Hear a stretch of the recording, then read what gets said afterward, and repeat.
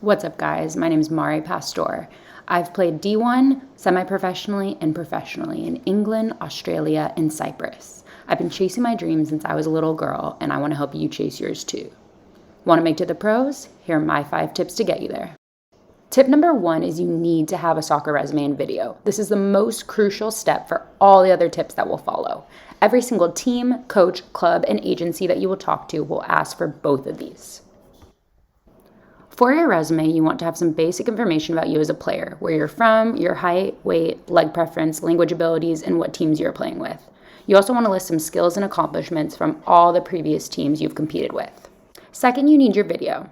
Now, some people hire others to make their videos, but I've made all of mine on my own. I really like iMovie, so this is fun for me, but the key is you have to make sure you're getting footage from whatever team you're playing for. Need be, even include footage of you just running practice drills. For my videos, I like to do some kind of mark so the viewer knows who I am, and most of the time you'll see the arrow. I also make sure to list my number and identifying features. For example, I wear black or blue cleats. And don't forget to mention your position. Tip number 2 is to be on the lookout for drafts, combines, and tryouts.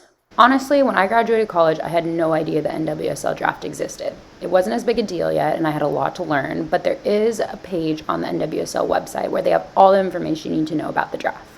I did attend a couple of NWSL tryouts, and that was a really great experience to see how I matched against girls across the country. But the key thing I should have done was email coaches in advance to let them know to look out for me. And I also didn't have my video or resume completed by then.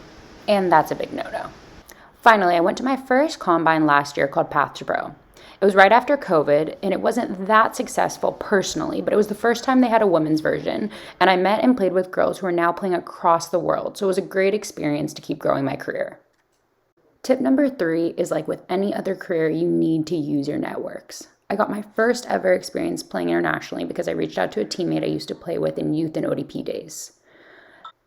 Same with my first gig in Australia. My mentor and teammate from California helped me connect with the coach of Alamein, and he saw my video and decided to sign me for my first season.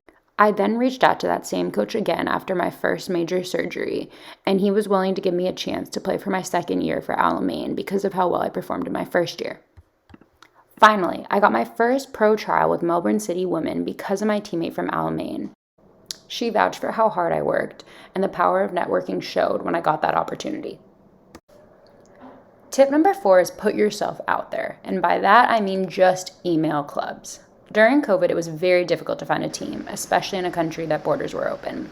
So this was my second time I decided to email clubs to find myself a team, and I actually got some emails back. Unfortunately, the clubs that responded to me did not have the financial resources to sign professional players, but I do seriously know players who have done this, and it has worked. So basically, shoot your shot. You never know what will happen. Tip number 5 is to use an agent. This is one of the most popular options right now, and for good reason. Like using your connection, having an agent grows your connections faster than you could possibly do on your own. Not only that, but a lot of clubs only want to work with players if they have an agent. Now, I'll make another video completely dedicated to explain the best practices when using agencies, but personally, I used an agent when getting signed with Ammonia in Cyprus, and it was an incredible experience. That being said, I also had an agent 4 years ago after surgery, and it was a complete bust.